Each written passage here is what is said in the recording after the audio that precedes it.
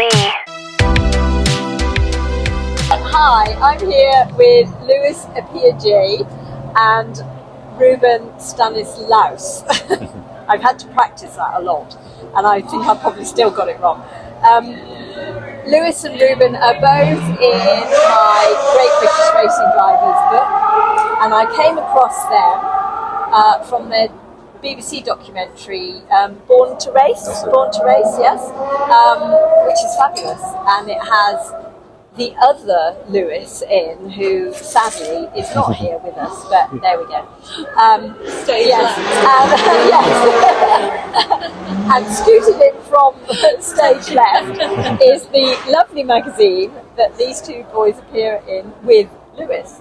But they appear in my book without Lewis. More importantly. So both the boys appear in my book. Great British Racing Drivers, Past, Present and Stars of the Future.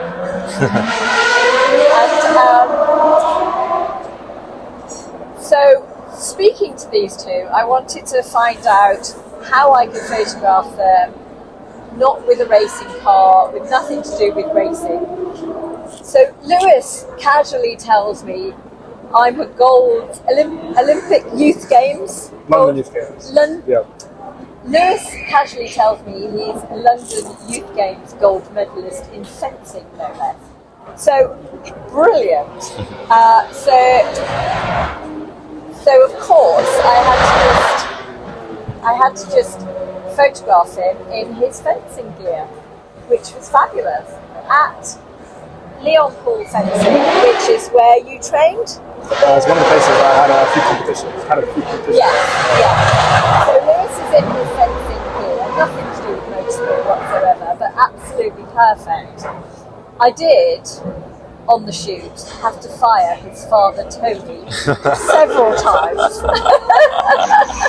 for trying to direct, which was hilarious, but we had a lovely time. It was absolutely brilliant. Well, one of the questions we have regarding Lewis's photograph is it was noted that the studio was quite well lit, but you've managed to have a very dark background there. So from a photography point of view, how did you manage to create that image? Basically, it's obviously lit on tubes, which then takes the background down.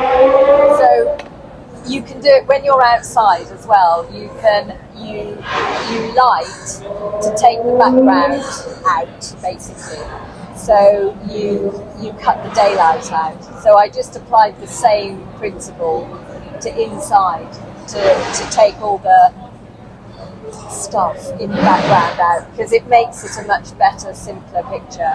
Because if you've got lots of stuff going on in the background, it detracts from the star of the show, which of course is Lewis. Of course. And Lewis, how did you feel being asked to do the photography of your fencing gear? Yeah, I mean, it's been a while since I put the gear on. Yeah, but it was cool to take a shot back at one of my first competition venues, and just did a really good job with the photos. Yeah. So were you a racer first, or were you a fencer first? What? So racing's always been the main hobby, and I think I started fencing a couple years after I started racing, so it just became like a little side hobby, and yeah, it's a good way of keeping fit, and obviously I'm really a competitive person, so can do that in my fencing. So yeah, it's a nice thing to do on the side. Do you feel that the skills that you need in fencing, which are very acute and also very quick, do you feel that can transfer across to racing and benefit you as a racing driver? Yeah, well, I mean, the skills are physically different, but I feel like obviously you need quick reactions in both sports, and just the level of competition is very high in both sports. So yeah, just using both those skills together to help me win in both disciplines. Yeah. And Indira said you're a gold medalist, and what category was that in? So we won that in, I think it was 2017 for Team Camden. So the competition we did was it was like a team competition, and obviously the best fencers in Camden took place on the team, including myself, and we managed to win the gold. which is pretty cool. Well, congratulations. Thank you. Now, you've already explained that you're taking a year out from racing, but next year you hope to be back and you hope to be in the Praga Series, is that right? I mean, we're going to take any opportunity that comes to us, really. We'd like to get back out in Pragas, but obviously want to look at loads of different other series. If any testing opportunities arises, then we'll take it happily. Yeah. Wonderful. Can we have a look at Ruben's photograph, please? Just find the page. 166. 166 is Ruben. Oops. There we go. Wow, so there is obviously a story behind this one too. There's plenty of shoes around you, yes. So hopefully they're brand new and they're all fresh. What was the inspiration behind the shoes and the photograph, Indira? Well, again, just speaking to Ruben to find out a little bit about, a little bit more about him, he explained to me that to fund some of your racing, he would buy and sell trainers, and could we photograph him in his favourite shop, which is It's the Crep Collection Club. Collection in Blue Water, with trainers, and this, of course, we can. So that's where we ended up one early morning in January. No, February. February. Yes, Yeah. February. So. How did you come up with the concept to sell trainers to help fund you? I've always been a very entrepreneurial mind. So even in primary school, I was the guy that was selling cookies and Lucasades in the playground. And then one thing led to another, and you sort of build up in what you sell. So then I settled on shoes. I've always loved shoes. Start of secondary school, I got my first pair of Jordans and wore them all the time. And then I thought I can actually make a business out of this. So at the start of sixth form was when I first started selling shoes. And I thought, if I buy a shoe at £100 and sell it at £150, £50 profit, repeat that however many times. And then I got to a stage where I was selling to shops like Crep Collection.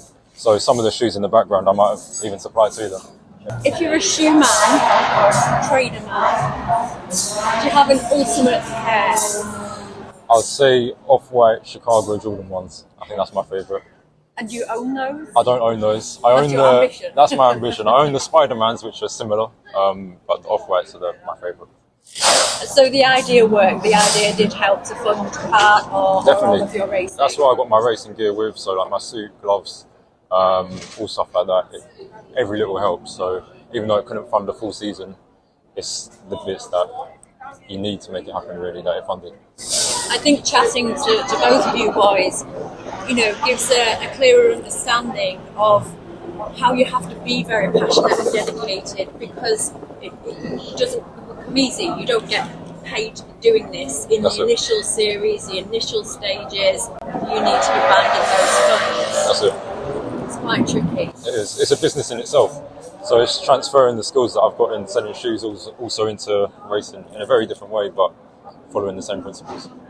And you are in Praga this season? Yes, so I'm in the Zero Prototype Championship, racing the Praga. Did a race with Lewis last year in it, and then I was lucky enough to have the funding to be able to do it this year. And then next year we see what comes up. I'd love to do some more stuff in the Praga, but the GT sort of route is where I'm heading towards. Okay. And how have you been doing this year? I've been doing well this year. I've got done 3 races and I've got 2 wins, so happy with that. And the first race I had an issue with the car, but yeah, it's going well. Got another race next month, so hopefully repeat the last 2 races. Are you two quite good friends, Lewis? Yeah, I mean, we've known each other for ages now. I mean, Ruben was at my first ever kart race, and saw him, I think he came second, not first. Yeah, but I saw him on the podium and I was like, that's what I want to be. So yeah, I think we've kept in touch ever since. So out of the 2 of you, who's the fastest? I'm saying me.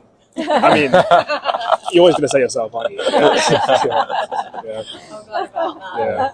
So, if you don't mind just explaining briefly, stage left, if that's okay as well. Just have a little look at this photograph There we go. that you did with Sir Lewis Hamilton. Can we hold it up? And just explain a little bit of what this is. Yeah, so I mean, obviously last year, Ruben and I, we were featured in BBC documentary Born to Race, and it just covered our journey through stepping up from karts to cars, and it got a lot of traction, and we got the opportunity to meet with Sir Lewis Hamilton, which was a really cool experience, and I think the article is just going over just a bit of our story and just the links between us and Lewis Hamilton and what we need to do to take a step up in our career. So yeah, it's a pretty cool article. Was it good to meet him? Oh, it was. It was a dream come true. I mean, the guy that got me into racing, I literally started from watching him on TV with my dad, and I said, that's what I want to do. And then I went to my local kart track and literally worked my way up from there. It was a very surreal experience to be able to have a normal conversation, which I think Lewis and I can agree we related on a lot of stuff together, and just discussed a bunch of topics. Do you feel it's made a really big difference to both of you, seeing somebody who you look like achieving what he's achieved, and maybe if somebody like Sir Lewis wasn't in Formula 1, you may have took a different path in life? Definitely. I mean, if you don't see people that look like you in a sport, it sort of closes it off straight away. But yeah, literally seeing him, that's what sparked the interest in the first place. So if it wasn't for that, I can't say what would have happened. But I know that I love the sport now. So it's all thanks to him, really. Yeah, thanks to Lewis, absolutely. Yeah. Is there anything you might do in the future, or is he keeping his eye on you? Lewis names Lewis? Yeah, well, I mean, he said during our talk that he would keep an eye on our race at the end of the season, so maybe he's still watching us, or who knows? Well, let's hope so. Yeah. Thank you so much for joining us today. Thank you. Thank you. Hey, it's me.